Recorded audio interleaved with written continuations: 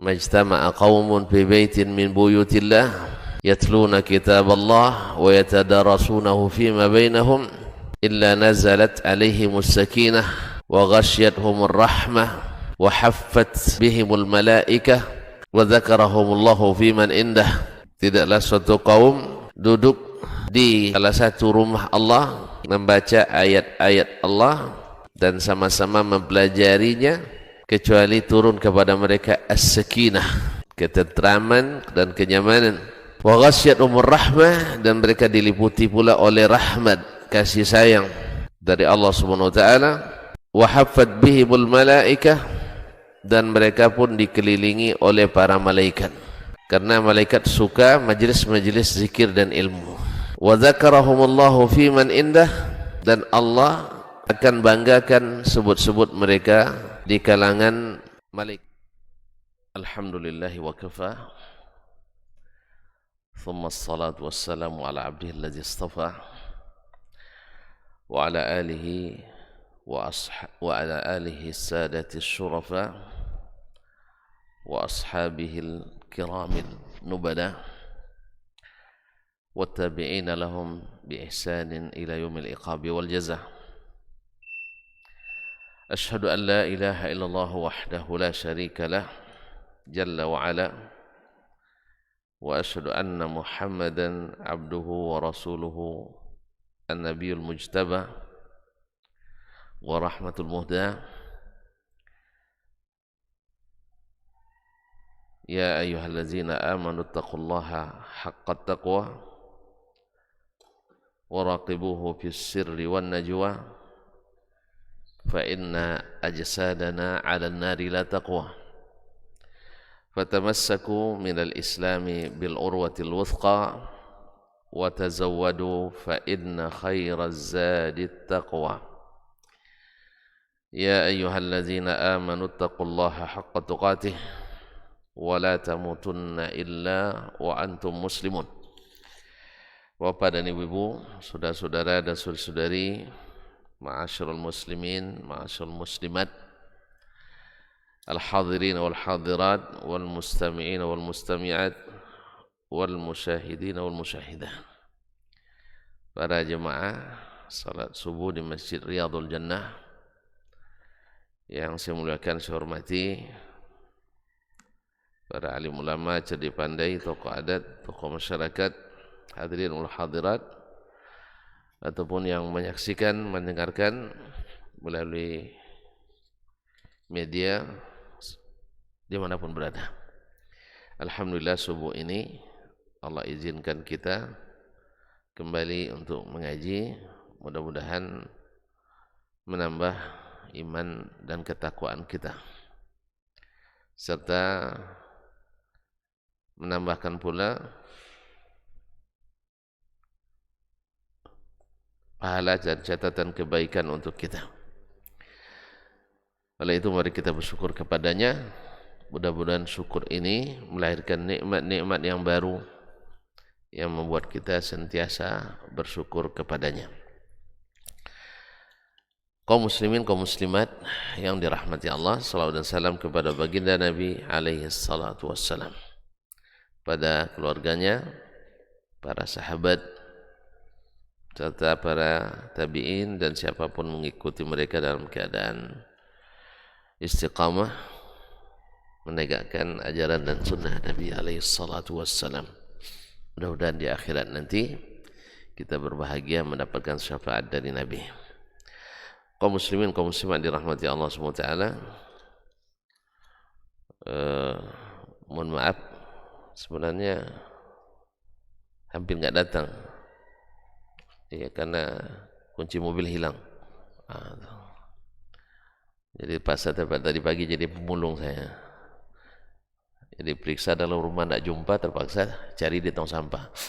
Alhamdulillah dapat di tong sampah, Masya Allah, subhanallah. Jadi mohon maaf sekali. Yang kedua, sebenarnya pagi ini harus saya ke Bangkinang juga, karena ada tugas yang tidak bisa diundur, tidak bisa digantikan. Oleh sebab itu kalau saya cepat pergi nanti lepas dengan senang hati. Ya, daripada tidak ketemu sama sekali lebih baik sebentar. Itulah tadi pertimbangannya. Karena sekali sebulan juga kan itu tidak datang. Besok ada lagi acara, macam-macam lagi. Oleh sebab itu saya usahakan datang, tidak lama-lama sampai selesai.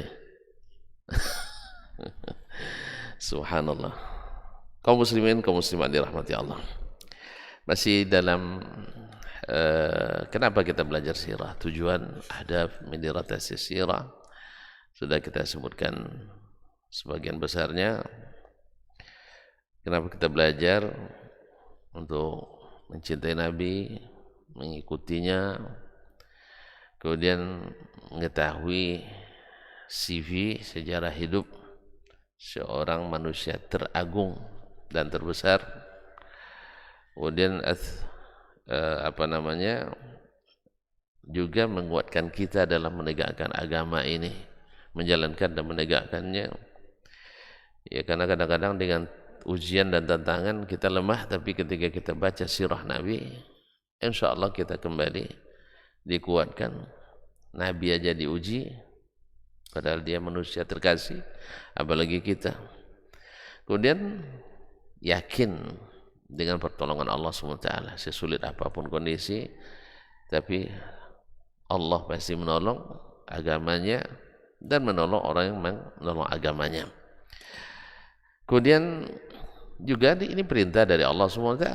Dengan belajar sirah kita mengikuti perintah Allah untuk mengenali Nabi SAW.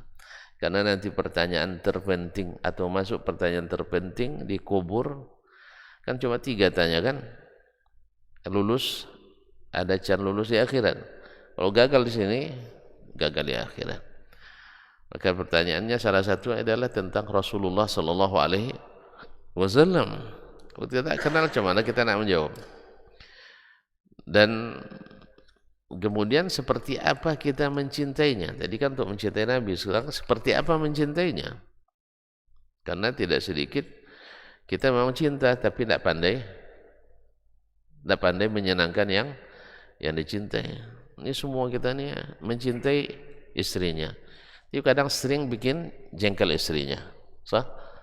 Ini ngaku cinta juga, buktinya pergi jauh dikit pulang juga.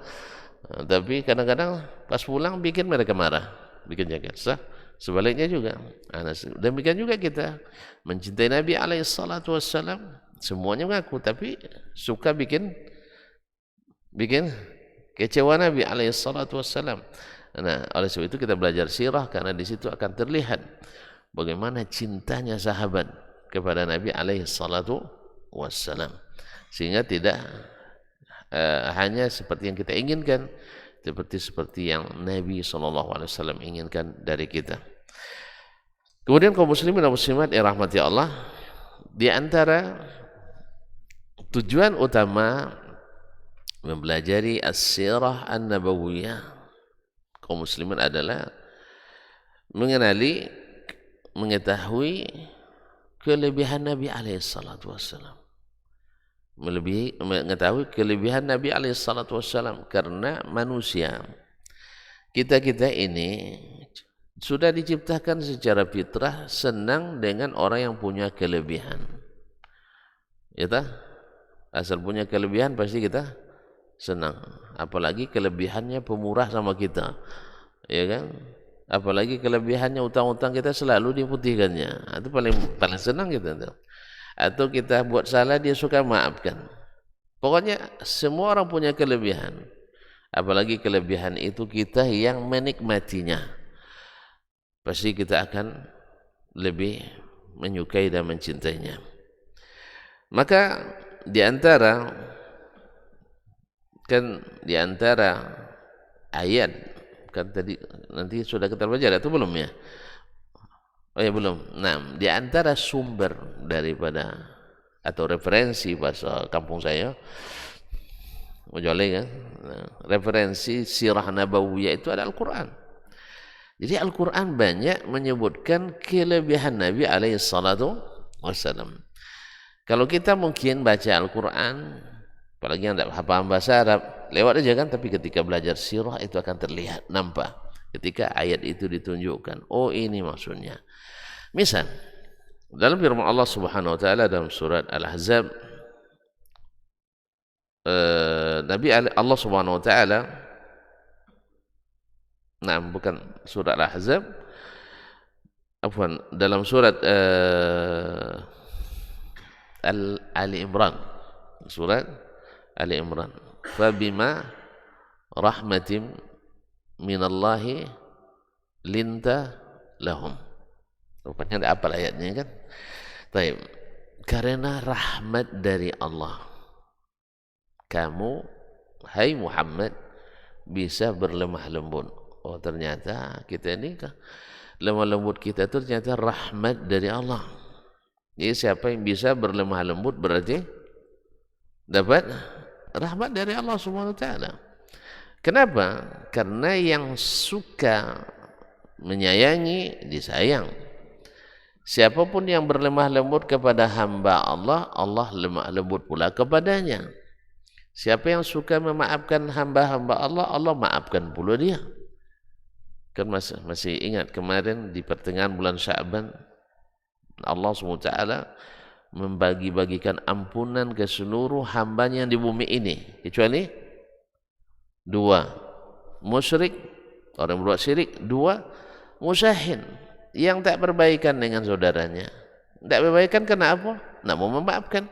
Tak mau memaafkan, Allah tak maafkan pula. Tak mau mengampuni, Allah tak ampuni pula. Jadi oleh sebab itu, tak usahlah bertahan dengan ego kita. Saya tidak akan sampai ke akhirat, saya cari nanti, ya, saya cari sampai neraka jahanam pun saya mau masuk carinya kan. Janganlah. Kita, karena Allah katakan faman afa wa aslaha fa ajruhu 'ala Allah. Siapa yang mau memaafkan kemudian membuat perbaikan, maka pahalanya Allah yang tanggung. Wih, kalau Allah yang tanggung, sikit baginya. Masih? Nah, dia tidak tentukan berapa kelipatannya. Pokoknya saya tanggung. Tentu kalau yang maha kaya, yang maha pemurah, yang nanggung, tidak usah takut. Ya, yang ditentukan aja 10 kali lipat, apalagi yang tidak ditentukan kelipatannya. Kaum muslimin dan muslimat, karena rahmat dari Allah, kamu bisa berlemah lembut dengan mereka. Siapa mereka? Ya umat. Baik umat yang mau mengikuti masuk Islam atau umat yang senang menentang dan mengingkari, yaitu yang senantiasa menentang dakwah Nabi dan tidak beriman kepadanya. Tapi Nabi SAW tetap berlemah lembut. Lalu dijelaskan, disambung ayatnya, walau kunta faddan ghalidhal qalbi lam faddu min haulik. Woi, bila kamu itu keras, ya, kasar. Faddan, kalau kamu itu orangnya kasar, ghalidhal qalbi, hatinya keras, lam faddu min haulik, pasti mereka akan lari meninggalkanmu. Ya, lari meninggalkanmu. Gimana ndak kaum muslimin dan muslimat? Di sisi kalau ikut Nabi, Nabi keras. Kemudian orang kafir menekan terus yang mengikut. Nah, gimana itu? Awak ikut ini orang ketua ini. Karena ikut dia kita dipersempit ruang gerak kita. Diintimidasi, diprovokasi, dipersekusi. Tahan tak ngikutnya? Hah? Ketuanya tidak ada kelembutan sedikit pun. Setiap hari kena marah, setiap hari kita kena ini, disalahkan. Yang di sisi lain ngikut dia ini bikin kita susah bergaul dengan orang lain. Suka? Hah? Tidak pernah. Andainya Nabi SAW marah-marah aja tiap hari, kemudian masuk Islam misalnya Umar misalnya. Setelah dia masuk Islam, sulit dia bergerak di Mekah. Diancam terus. Sah? Kira-kira tahan dia? Ketemu Nabi kena marah, ketemu Nabi kena cemooh, kena Nabi kena bully misalnya. Jadi, kemudian tidak ketemu Nabi, ketemu orang kafir Quraisy, kena sakiti, pasti orang tidak ketahan. Tapi karena di sana keras, di sini lemah lembut, tentu mereka akan bisa bertahan. Di samping Tadi iman. Makanya iman kaum muslimin dan muslimat yang dirahmati Allah, memang iman yang kuat itu diantuk-antukkan pun tidak ada masalah kan. Cuman akan lebih tahan bila dirawat dengan baik. Orang yang setia itu bagaimanapun kita keras kepadanya, namanya dia setia. Tapi masalahnya orang setia bisa dia tidak meninggalkan kita tapi menderita.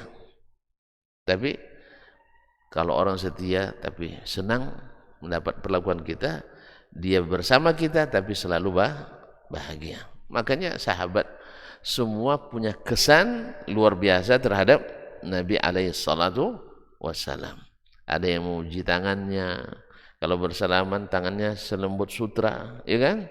Ada yang memuji senyumnya, tidak pernah pandai marah katanya. Padahal Nabi pandai marah kan? Ada dia marah? Ada. Cuman marahnya bukan karena kepentingan pribadinya. Marahnya karena syariat Allah SWT. Tapi kalau untuk haknya yang dikurangi, Nabi memang tidak pandai marah. Kalau kita beda pula, hak kita dikurangi dikit marah, tapi kalau syariat ini dia buatlah, tanggung jawab kalian aja, saya tidak penuh. Nah, itu aja bedanya kita, tipis bedanya kan, tinggal bolak-balik aja. Kaum muslimin dan muslimat dirahmati Allah, lam faddu min haulik.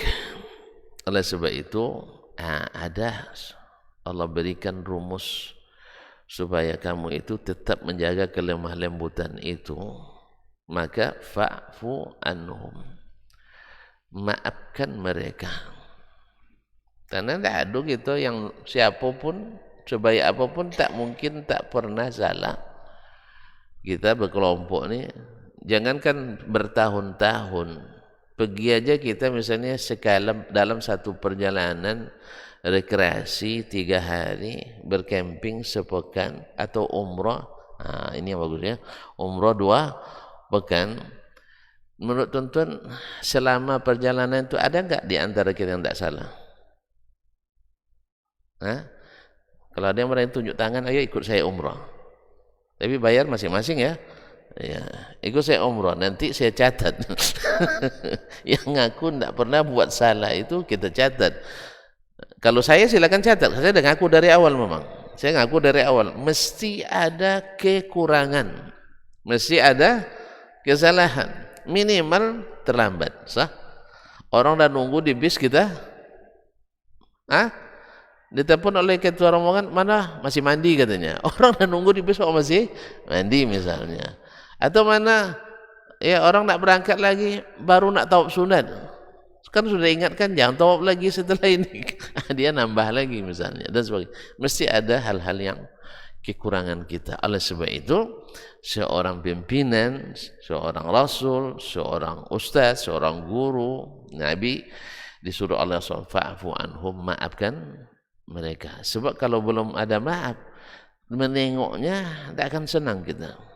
Jadi orang yang berbuat salah pada kita, tidak pernah kita maafkan, tidak usah jauh-jauh, anak kita saja. Ya Ustaz, pernah marah sama anak? Kalau belum dimaafkan, senang nengoknya? Tidak pernah marah tuh. Kalau tengok tidak pernah marah. Ya, selama belum kita habis kemarahan itu, belum kita maafkan kesalahan, setiap nengok pasti gara-gara kamu, gara-gara kamu ya.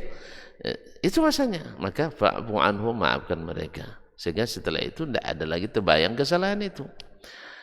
Baik. Yang kedua, wastaghfir lahum. Karena dosa itu ada kepada kita atau kepada Allah Tabaraka wa Ta'ala. Kita maafkan. Yang kedua, orang kalau kita tahu dia buat dosa, kesalahan pada Allah, juga rendah atau turun martabatnya di mata kita. Misal, ya, kita ni ada orang, kita nak melakukan suatu perkumpulan atau rapat, datang sebulan ini tidak pernah datang ke masjid, misal ya, atau tidak pernah solat, pasti ada sesuatu dalam hati kita. Kalau ada sesuatu dalam hati kita, datang kecurigaan, ini kalau mengusulkan usulan tidak bisa terima. Apa sebab? Apa sebab?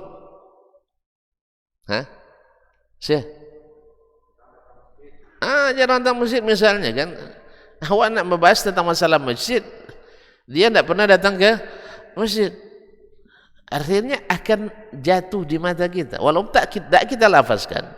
Tidak kita lafazkan ini, tapi di mata kita otomatis. Oleh sebab itu, makanya para ahli ilmu sosial, ketika datang ayat ini, mereka menyebut ayat ini masuk dalam istilah tahiyatul ajwa qabla al-ijtima'at, yaitu normalisasi situasi dan kondisi, dan situasi dan kondisi dinormalisasi sebelum mengadakan rapat. Makanya kalau tuan-tuan sedang marah-marah, jangan rapat. Itu isinya nanti saling ngumpat. Ini harus dipahami, khususnya boleh pimpinan rapat. Oleh pimpinan rapat. Kalau nak musyawarah, jangan dalam keadaan penuh amarah. Itu nanti nampaknya orasi, nampak jadinya. Nanti provokasi yang lahir. Makanya ketika orang datang rapat misalnya, tapi dibawa orang pendemo ke situ, itu tidak akan ada hasilnya. Hasilnya nanti mesti memaksakan kehendak satu pihak. Tak dapat namanya. Makanya seperti ini, hasilnya pasti kezaliman yang terjadi. Kezaliman yang terjadi. Ya, pokoknya kalau lalapat datang mereka tekan habis-habisan, sorakin habis-habisan. Itu tidak akan jadi rapat namanya itu. Itu namanya tekanan. Makanya Nabi alaihissalam diajar oleh Allah SWT, maafkan mereka. Ini bagi yang ingin keputusan baik. Tapi kalau ingin apa saja yang penting mereka harus terbang dari sini, itu urusan lain. Tapi kalau untuk keputusan terbaik, yang namanya rapat, mesti maafkan mereka dulu. Yang kedua, mohonkan ampunan untuk mereka. Andainya mereka keliru dalam masalah ini, andainya mereka berdosa dalam masalah ini, andainya mereka menyimpang dalam keadaan seperti ini, apa yang dilakukan? Mohonkan ampunan kepada Allah untuk mereka. Sebab kalau masih terbayang dosanya, kesalahannya, bahkan mungkin dihukum sesatnya, itu yang terbayang, pasti nafsu yang akan lahir, sah? Tidak akan ada kecuali ungkapan penuh nafsu dan angkara muka yang keluar. Makanya rapat dalam kondisi seperti ini tidak akan menghasilkan keputusan terbaik. Pasti keputusan yang zalim. Allah musta'an. Jadi wastaghfir lahum, setelah itu baru wasyawirhum fil amri. Maafkan kesalahannya pada kita sesama, kemudian mohonkan ampunan kepada kita, untuk mereka kepada Allah SWT. Setelah itu tenang hati, nyaman jiwa, baru duduk bersama, musyawarah kita. Apa masalah yang harus kita selesaikan? Jelas ya? Jadi kalau nanti ngajak istri musyawarah di rumah, jangan pas sedang ngukit-ngukit kesalahan. Jelas ya? Pasti bahasanya nanti, abang tidak pernah buat baik di sini, katanya. Aku semua kerjanya. Ya namanya wanita memang gitu memang sifatnya. Makanya jangan bawa masuk ke hati.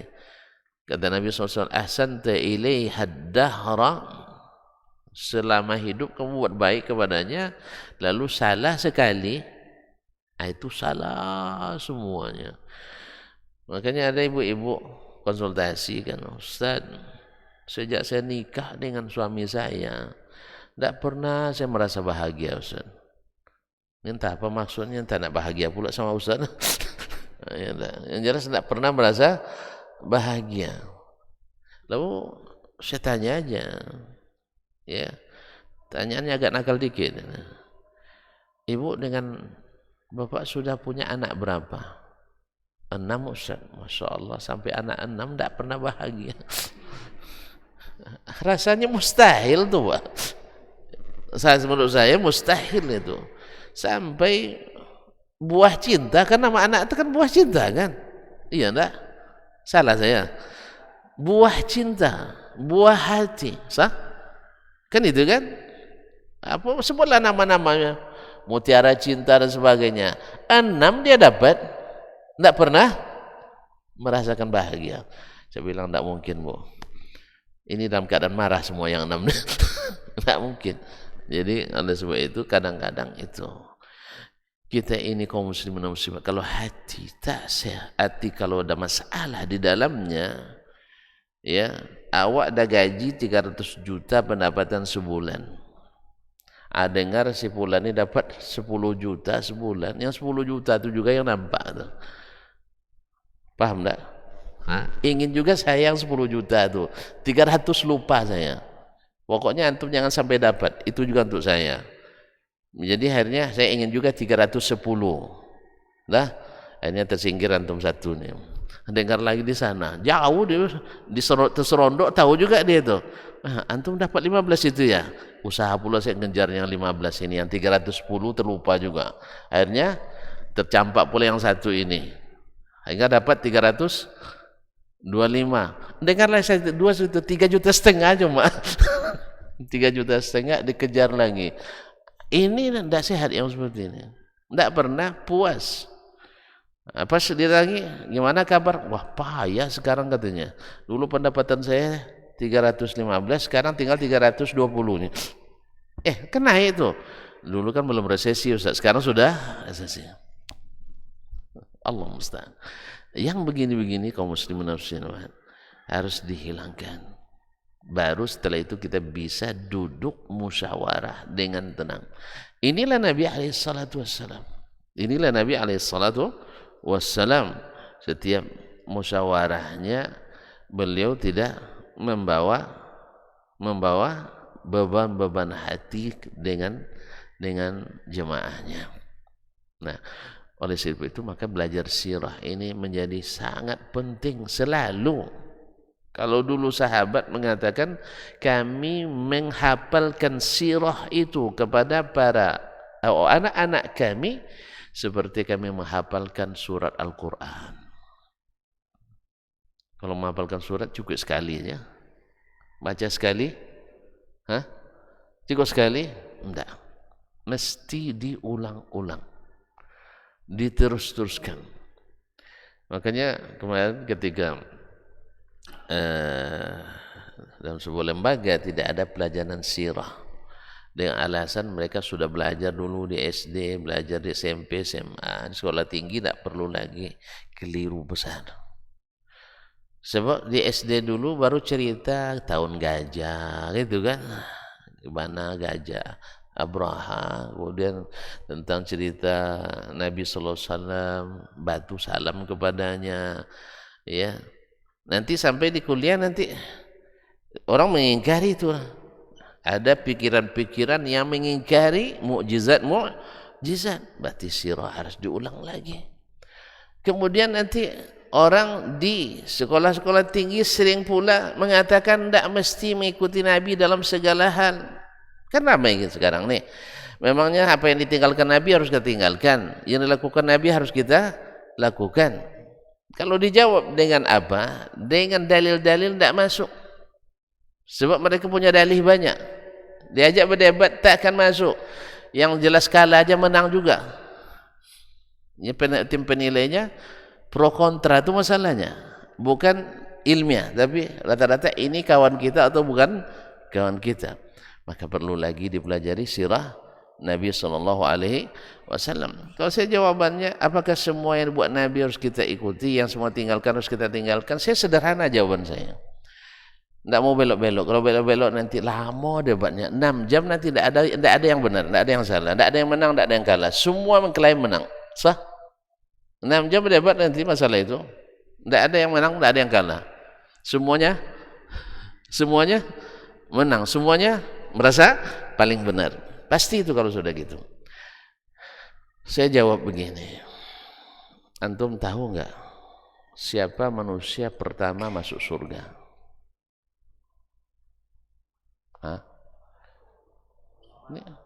Nabi Muhammad sallallahu alaihi wasallam. Ada calon kedua? Atau masih khilaf dalam masalah ini? Khilafiyah. Yang pertama dibukakan baginya pintu surga. Siapa? Nabi Muhammad sallallahu alaihi wasallam. Baik. Antum nak masuk surga lebih cepat atau lebih lambat? Serius saja. Jadi kalau nak cepat, gimana caranya? Ikut Nabi, harus dekat-dekat dengan dia. Kalau antum, Nabi itu jauh depan, antum sapnya paling belakang. Apa sebab? Ya, biasanya yang pilih sap paling belakang, apa maunya? Apa? Iya, yang pilih sap paling belakang, dia datang cepat tapi tetap sap paling belakang. Apa maunya? Nak cepat keluar memang, nak misahkan diri dari barisan secepatnya. Ya, ini saya katakan terserang. Di antara, kan kami kuliah di Madinah itu kan sholat kan di masjid semua tuh, makan di restoran ramai. Ada sebagian kecil tapi jumlahnya banyak, ya kan, sebagian kecil tapi jumlahnya banyak. Kalau kami kan memang wajib jemaah semuanya. Jadi kalau 6.500 berarti 6.500-nya di masjid. Kalau kita kan enggak, waktu masjid kita punya mahasiswa misalnya 35.000, tapi yang cari 500 kali jemaah kan payah kan? Apa sebab? Ini urusan pribadi.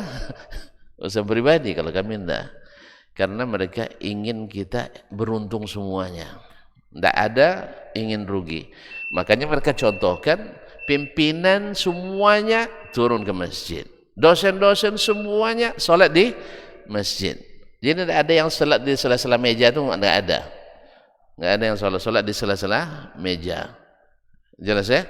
Yang sholat di ujung waktu tidak ada, semuanya sholat berjamaah. Untuk itu makanya qomatnya dilambatkan, ya, qomatnya dilambatkan. Ini sebagian kan protes juga, masa sholat dilambatkan katanya, orang tuh pemalas sholat katanya. Bukan, menanti jemaah itu penting, karena kalau bisa sholatnya takbiratul ihram sama dan salamnya sama. Kemarin saya sholat di sebuah masjid, saya menghitungnya memang sangat cepat qomatnya, padahal sebagian kawan-kawan udah ngaji di situ tuh, cepat sekali. Buktinya apa? 2 sab jemaah, 1 sab lebih terlambat. Siapa yang salah itu? 2 sab yang terlambat, 1 sab lebih. Berarti pakai sopir round. Sopir round. Jadi masalahnya orang patokannya kan ke digital ini. Kan itu masalahnya. Digital ini sering maju. Ini tolong bil munasabah pengurus juga, jam digital harus disetting terus. Saya sudah amati banyak masjid, sebaik ketika khutbah maupun ketika sahur atau ketika berbuka, mereka sudah azan kadang 3 menit lebih awal. Ini akibatnya apa? Apa akibatnya? Bila khatib naik mimbar sebelum waktu dia khutbah, Jumatnya sah enggak? Batal. Jelas? Bila orang berbuka sebelum terbenam matahari, puasanya batal. Makanya muazzin itu kata Nabi SAW, al-imamu dhamin wal muazzinu mu'taman. Imam itu menjamin keabsahan solat jemaahnya, karena dia wajib, kalau dia tidak sah solatnya, dia wajib keluar, dia wajib dia perbaiki wuduknya atau berwuduk lagi kalau batal. Kalau dia tetap bertahan, batal solatnya, batal solat jemaah, dia yang tanggung, dhamin. Kemudian wal muazzinu mu'taman. Muazzin itu profesi bergengsi. Awak sekarang kan dianggap profesi kelas kesekian kan, muazzin itu bergengsi. Makanya jadi muazzin jangan sedih, ya, jangan sedih, bergengsi. Makanya dia mu'taman, ibaratnya dia sekretaris umumnya imam. Nah, gimana sekretaris boleh mendahului imam? Enggak kan? Makanya qomatnya tengok perintah imam, jangan muazzin yang perintahkan imam yang perintahkan muazzin. Ini kadang-kadang imamnya masih sholat sunat tuh, tapi muazzin sudah qomat gitu. Digantikan imam ada, tapi digantikan oleh yang lain. Itu kan juga kedudukan muazzin, imam tidak dijelaskan. Jadi gimana pula nak menghargai muazzin? Imam aja tidak tidak dihargai. Jadi muazzin itu mu'taman. Muazzin itu mesti amanah. Artinya jangan sampai azan sebelum waktu. Dan jangan lambatkan azan setelah masuk waktu. Terlambat orang. Cuman mana yang lebih ringan? Mohon maaf, mana yang lebih ringan? Terlambat atau lebih cepat? Tergantung. Kalau sahur terlambat bahaya. Ya, sahur terlambat bahaya. Nah, makanya tolong di setel jam-jam di digital itu. Sebab pengalaman saya lihat rata-rata jam digital itu bermasalah. Selalu maju. Entah kenapa pula begitu dia. Jangan-jangan pabriknya satu. Ya, yang jual ramai kan, tapi yang buat mungkin dari ya maklumlah pada Cina. Cina kan tidak perlu sekali waktu sholat kan. Jadi mereka lebih awal kerja lebih bagus. Kan itu. Lebih cepat bekerja lebih bagus. Kita tidak. Sholat itu bukan lebih cepat tapi lebih tepat. Makanya tadi saya katakan 2 sab 1 sab lebih terlambat. Berarti imamnya tidak jeli dalam masalah ini. Apalagi yang terlambat itu jemaah rutin. Kalau jemaah orang yang perjalanan itu tidak ada urusan memang. Tapi yang jemaah rutin. Jadi jangan hanya terpaku pada jam digital. Ini misalnya selalu ada kan? Ya kan? Tiba-tiba terlambat dia. Ya. Tunggulah dengan masa yang masuk akal. Tapi kalau sudah setengah jam dia terlambat, jangan tunggu lagi itu. Nah. Kaum muslimin dan muslimat dirahmati Allah SWT, setelah dimaafkan, mohonkan ampunan, baru bermusyawarah, hasilnya baik, baru nanti fa idza azamta fatawakkal 'ala Allah. Kalau kamu sudah berazam, tawakal kepada Allah SWT. Makanya Nabi SAW ketika perang Badar, dia panggil para sahabat, kita musyawarah sekarang. Setelah itu dia pilih meletakkan sumber air Badar itu di depan. Wallahu alam, Nabi mungkin melihat apa supaya semua dapat air, kan itu mungkin, wallahu alam. Tapi sahabat ada yang bertanya, ya Rasulullah, ini wahyukah atau sekedar pendapat dan ijtihad? Kata Nabi SAW, ini semata-mata ijtihad saya. Tidak ada wahyu bahwa di sini posisi kita. Kata Nabi, kata sahabat tadi, saya lupa namanya, katanya, kalau begitu tidak pas kita di sini. Harus kita maju lagi supaya air ini menjadi mutlak milik kita. Kan perang kan gitu kan? Gimana cara melemahkan? Tidak mungkin. Bagaimana cara buat orang menang? Pasti buat bagaimana caranya kita. Ada orang perang, bagaimana cara lawan menang kan tidak ada. Perang catur aja antum tidak mau kalah, apalagi ini konsekuensinya darah, harta dan jiwa. Allah musta'an. Pasti kita akan berusaha kita yang menang lawan yang kalah. Maka posisi kita di sini. Maka Nabi mengikuti itu. Karena tidak wahyu. Tapi kalau wahyu, sahabat tidak berani bantah, Nabi tak akan mau meninggalkan. Makanya musyawarah itu bukan pada masalah yang sudah jelas wahyunya. Jelas. Nanti sholat subuh 2 rakaat. Ini kayaknya kurang 2 subuh ini kan. Kita tambah lagi jadi 3 rakaat. Kita musyawarahkan ya nanti dengan pengurus. Ini tidak ada musyawarah di sini nih Ustaz. Nah, jelas. Tidak ada musyawarah lagi di sini. Karena apa? Itu sudah ada wahyunya dan keputusan dari Allah SWT. Yang dimusyawarahkan itu sesuatu yang sifatnya teknis, yang kadang belum diatur dalam syariat, maka itulah dimusyawarahkan oleh orang-orang yang berilmu. Kaum muslimin dan muslimat dirahmati Allah SWT. Jadi dengan demikian kita mengetahui kalimat Nabi SAW. Nabi SAW. Kemudian Nabi disebut oleh Allah SWT sebelum turun kepadanya Alkitab, Al-Quran. Dia tidak tahu apa-apa dari ilmu Islam ini. Makanya kapan dia diikuti? Setelah dia jadi Rasul SAW.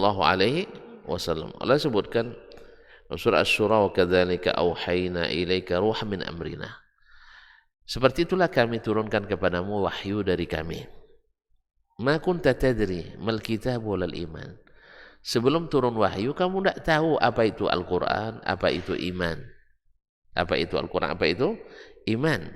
Nah, walakin ja'alnahu nuran nahdi bihi man nasha. Tapi kami jadikan dia cahaya yang kami beri petunjuk dengannya siapa yang kami kehendaki. Min ibadina, di antara hamba-hamba kami. Wa innaka la tahdi ila siratal mustaqim. Dan engkau hai Muhammad benar-benar memberikan hidayah ke jalan yang lurus. Kalau gitu kita tidak ada orang yang mutlak benar kecuali Nabi alaihissalam. Allah yang rekomendasikan. Nah, siratal ladzi lahu ma fis samawati wa ma fil ard ala ilallahi tafsirul umur. Jalan yang tunjukkan Nabi ini jalan Allah yang baginya atau yang memiliki apa yang di langit, apa yang di bumi. Jadi jalan yang dibuat Nabi ini jalan Allah. Jadi berdasarkan wahyu dari Allah Subhanahu wa taala. Dan kepada Allah lah kembalinya segala perkara dan segala urusan. Sebagaimana Nabi alaihi salatu wassalam, dia adalah khatamun nabiyyin. Kalau yang namanya khatam itu penyempurna. Biasanya tidak ada lagi yang tinggal, semuanya lengkap. Maka Nabi alaihi salatu wassalam disebut sebagai khatamu an-nabiyyin oleh Allah tabaraka wa taala. Mudah-mudahan yang sedikit ini, janji kita tadi tidak boleh panjang-panjang, insyaallah. Semoga kita diberikan Allah SWT manfaat dengannya. Mudah-mudahan dengan mengetahui kelebihan Nabi alaihissalam melalui pelajaran sirah ini semakin menambah hormat kita, takjub kita, ta'zim kita, cinta kita kepada Nabi alaihissalam. Mohon maaf dan terima kasih. Kita sudahi. Wallahu ta'ala alam. Wa sallallahu ala nabiyyina Muhammadin wa sallam. Wa subhanakallah bihamdik. Asyhadu an la ilaha illa anta astaghfiruka wa atubu ilaik. Wassalamualaikum warahmatullahi wabarakatuh.